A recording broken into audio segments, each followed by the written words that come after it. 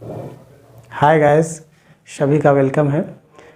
Guys, आज हम आपको एक ऐसे टॉपिक के बारे में बताएंगे जो कि हर जो भी एस्पिरेंट्स है, जो भी प्रतियोगी है, कोई भी परीक्षा की यदि तैयारी कर रहा है, तो यदि आपका कॉन्सेप्ट क्लियर है, पढ़ने से पहले यदि आपका कॉन्सेप्ट क्लियर है तो चीज़ें बहुत ही अच्छी से समझ में आएंगी।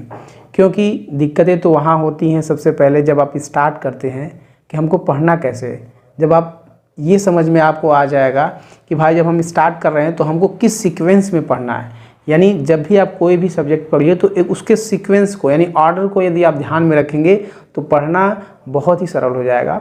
तो उसी चीज़ को आज हम यहाँ पर बताएंगे कि जैसा कि पॉलिटी जो राज्य व्यवस्था है, हर जो प्रतियोगी छात्र है, चाहे वो किसी भी कंपटीशन की यदि तैयारी कर रहा है, यहाँ तक कि ग्रुप डी से लेकर के पीसीएस स्तर तक, तो यदि वह राज्य व्यवस्था को पढ़ रहा है तो ये चूँकि राज्य व्यवस्था बहुत ही ईजी है, यदि आप सीक्वेंस को यदि आप पकड़ लेंगे तो आपका क्वेश्चन जो है बहुत ही आसान हो जाएगा और आप हर क्वेश्चन को सॉल्व करेंगे। तो सबसे पहले पढ़ने से पहले सिलेबस को माइंड मैपिंग के माध्यम से, यानी एक तरह से आप माइंड मैपिंग यानी कि हमको क्या पढ़ना है, कहाँ से स्टार्ट करना है और क्या एंड करना है। मोस्टली यदि आप इस चीज़ को अगर अच्छे ढंग से अगर आप माइंड मैपिंग कर लेंगे तो बहुत ही आपको आसान हो जाएगा। तो चलिए आज वही मैं आपको समझाऊंगा और समझाने के बाद आप किसी से भी पढ़ सकते हैं, कोई भी बुक से आप पढ़ सकते हैं। एक बार आप समझ गए तो कोई भी बुक उठाएंगे तो आराम से पढ़ सकते हैं उसको। तो आज मैं आपको थोड़ा सा हेल्प करूंगा, है ना, इस दिशा में। तो चलिए देखते हैं कि जब हम लोग पॉलिटी को स्टार्ट करेंगे, जिसको राज्य व्यवस्था कहते हैं, तो इसका जो प्रारंभ है स्टार्ट कहाँ से करेंगे। तो हम लोग देखते हैं कि स्टार्ट करने से पहले यदि हमको ये समझना पड़ेगा कि पॉलिटी स्टार्ट कहाँ से होती है, कैसे। तो हम ये देखेंगे पहले कि इसमें 3 शब्द आते हैं, एक विधायिका आता है, एक कार्यपालिका और एक न्यायपालिका, ठीक।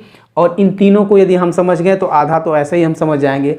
और इस विधायिका के अंतर्गत किसका हमको अध्ययन करना है, कार्यपालिका के अंतर्गत किसका अध्ययन करना है और न्यायपालिका के अंदर किसका अध्ययन करना है, यानी इन्हीं तीनों के बीच इर्द गिर्द पूरा पॉलिटी घूमता है ना। तो यदि हम इसको समझ गए तो हम तो 20% यूँ समझ गए, तो इसको हम समझने का प्रयास करेंगे।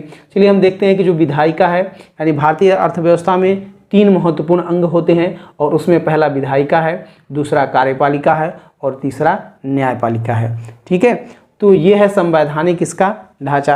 अब हम लोग देखते हैं कि जो विधायिका है वो क्या है, विधायिका किसको कहते हैं और ये विधायिका में कौन कौन से लोग आते हैं और यह कितने स्तरों पर होती है, इस चीज़ को आप दिमाग में रखेंगे। दूसरी चीज़, कार्यपालिका क्या है, कार्यपालिका किसको कहते हैं, कार्यपालिका के अंतर्गत कौन कौन सा शामिल है और कितने स्तर पर कार्यपालिका हम लोग भारतीय राज्य व्यवस्था के अंतर्गत होती है, उसको देखेंगे। इसी तरह से न्यायपालिका देखेंगे। तो चूंकि न्यायपालिका के संबंध में एक चीज़ है कि भाई न्यायपालिका जो है हमारे देश में जो एकाकृत है, स्वतंत्र और एकाकृत है, यानी एक श्रेणीबद्ध रूप में है, ऊपर से नीचे की तरह, है ना। तो इसको देखेंगे जिसमें ये है आप, तो इनको हम लोग समझेंगे। अब ये देखते हैं कि जैसे विधायिका है, तो विधायिका क्या होती है, तो सिंपल से समझो, विधायिका मतलब जो विधि बनाता है, यानी जो कानून बनाता है उसको विधायिका कहते हैं। अब जो कानून बनाता है तो यह विधायिका 2 स्तरों पर होती है, पूरे देश में 2 स्तरों पर होती है। पहला एक केंद्र स्तर पर होती है और दूसरा राज्य स्तर पर होती है। तो केंद्र स्तर पर जो विधायिका होती है उसको संसद कहते हैं और राज्य स्तर पर जो होती है विधायिका उसको विधानमंडल कहते हैं। और यहीं से जो है कानून बनता है, केंद्र स्तर पर कानून संसद में बनेगा और राज्य स्तर पर विधानमंडल में बनेगा, ठीक है। अब इसी का हम लोग अध्ययन फिर डिटेल में करेंगे। अब देखेंगे कार्यपालिका क्या है। कार्यपालिका जो है यानी कानून जो बना रहा है उस कानून को जो लागू करता है या करवाता है उसको हम लोग कार्यपालिका कहते हैं। अब कार्यपालिका भी 2 स्तरों पर काम करती है। पहला हम देखेंगे एक केंद्र स्तर पर और दूसरा देखेंगे राज्य स्तर पर। अब ये देखिए केंद्र स्तर पर जो कार्यपालिका है इसमें देखेंगे राष्ट्रपति, उपराष्ट्रपति, पीएम और मंत्रिपरिषद होती है, ठीक है। और वही राज्य की कार्यपालिका देखेंगे तो राज्यपाल, सीएम और मंत्रिपरिषद होती है, ठीक। आप एक दूसरे को आप सीक्वेंस में करके एक दूसरे को आप जो है तुलनात्मक रूप से यदि अध्ययन करेंगे तो बहुत इजी हो जाएगा, ठीक है। आपको ये ध्यान में रखना है बस, इसके बाद एक एक जब आप करेंगे तब आपको उसमें याद आएगा। इसी तरह से हम न्यायपालिका देखेंगे, क्योंकि जब कार्यपालिका और न्यायपालिका है ना, ये दोनों चूँकि ये कानून बना रहा है, ये लागू करवा रहा है, यदि उन दोनों में यदि कोई व्यवधान उत्पन्न हो रहा है या फिर संविधान के अनुरूप कोई काम नहीं अगर कर रहा है तो उसके दंड का विधान कौन करता है, न्यायपालिका करता है। और भारत में जो न्यायपालिका है यह क्या है, यह एकाकृत है, यह स्वतंत्र है, यानी सुप्रीम कोर्ट है, उसके सुप्रीम कोर्ट है, हाई कोर्ट है और डिस्ट्रिक्ट कोर्ट, यानी एक श्रेणीबद्ध में, यानी इस तरह से आप, यानी एक श्रेणीबद्ध में, इस एक सीक्वेंस में ये श्रेणीबद्ध है आपका, यानी सुप्रीम कोर्ट है, उसके बाद हाई कोर्ट है, उसके बाद डिस्ट्रिक्ट कोर्ट है, ये निचला अदालत है। तो इस प्रकार से एक श्रेणीबद्ध श्रृंखला में ये है। तो हम लोग देख इसी को, अब ये चीज़ हम लोग समझ गए, ठीक है। अब यही हम आते हैं कि इसके बाद हम लोग जब हम लोग स्टडी करेंगे तो सबसे पहले हम लोग देखेंगे कि भाई संविधान सभा, संविधान के बारे में पढ़ेंगे कि संविधान क्या है, संविधान के अंतर्गत क्या क्या चीज़ें होती हैं, कौन सी बैठक होती है, कितने लोग शामिल होते हैं, कब संविधान बनता है, ये सब सारी चीज़ों को हम लोग इसके अंतर्गत देखेंगे।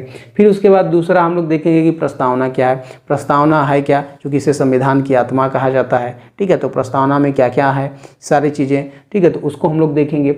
नेक्स्ट है अनुच्छेद देखेंगे। अब जब भाई हम अनुच्छेद देखेंगे तो इसी के साथ साथ जो मैंने यहाँ पर बताया है उसको अनुच्छेद भी पढ़ लेंगे और अलग से भी पढ़ लेंगे। जैसे अनुच्छेद पढ़ेंगे तो हम लोग कार्यपालिका के अंतर्गत राष्ट्रपति भी पढ़ेंगे, फिर उसके बाद राज्यसभा भी पढ़ेंगे, फिर उसके बाद लोकसभा के अंतर्गत इसके कौन से अनुच्छेद है इसमें भी पढ़ेंगे, फिर उसके बाद संसद इसके अंतर्गत कौन सा अनुच्छेद है, यार ये संसद किस अनुच्छेद के अंतर्गत आती है, फिर उसके बाद मंत्रिपरिषद या पीएम पढ़ेंगे।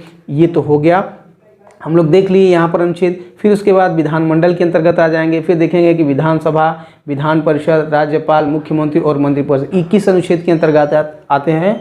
और इसके अतिरिक्त इसके बारे में भी हम लोग डिटेल से पढ़ेंगे। तो पहले माइंड मैपिंग होनी चाहिए कि दिमाग में कैसे कैसे हम लोग को पढ़ना है। फिर उसके बाद हम लोग देखेंगे कि हम अब इसको हम एक कैटेगराइज में कर लिए, ठीक है, कि हमको संविधान, प्रस्तावना, अनुच्छेद, भाग और अनुसूचियाँ पढ़नी है। सेकंड जब हम आते हैं तो हम लोग पढ़ेंगे मौलिक अधिकार पढ़ेंगे, फिर उसके बाद राज्य के नीति निर्देशक तत्व पढ़ेंगे जिसको DPS भी कहते हैं, फिर उसके बाद आप पढ़ेंगे मूल कर्तव्य, यानी यहाँ से मौलिक अधिकार, राज्य के नीति निर्देशक तत्व और मूल कर्तव्य ये भी पढ़ेंगे, और इसके साथ साथ इसके अंतर्गत जो भी अनुच्छेद आएंगे वो पढ़ेंगे। और उसके बाद फिर हम लोग राष्ट्रपति और यहाँ से सीक्वेंस वाइज ये पढ़ लेंगे, ठीक। अब इतना पढ़ने के बाद अब हम लोग देखेंगे कि अब यानी भारत में जो है वो 3 स्तरों पर शासन होता है, एक सेंट्रल लेवल पर, एक स्टेट लेवल पर और दूसरा स्थानीय लेवल पर होता है, यानी केंद्र स्तर पर, राज्य स्तर पर और स्थानीय लेवल पर। यानी तो स्थानीय लेवल पर जो होता है यानी जो उसको कहते हैं स्थानीय स्वशासन, ठीक है। और इसी के अंतर्गत हम लोग पढ़ेंगे यानी जिला स्तर पर, ठीक है, यानी इसको 3 भागों में बांटा गया है। यानी यहाँ का जो स्थानीय स्वशासन जो चलता है वो 3 स्तर से चलता है, 3 स्तरों पर, जिला प्रशासन, प्रखंड और क्षेत्र और ग्राम स्तर पर। जिला प्रशासन जो होता है इसका यहाँ पर जो प्रमुख होता है, जिले स्तर पर जो होता है यहाँ का जो प्रमुख होता है यानी जो मेन होता है उसको बोलते हैं अध्यक्ष। प्रखंड या क्षेत्र स्तर पर जिसको ब्लॉक भी बोलते हैं कहीं कहीं, उसको प्रमुख बोलते हैं, जैसे ब्लॉक प्रमुख।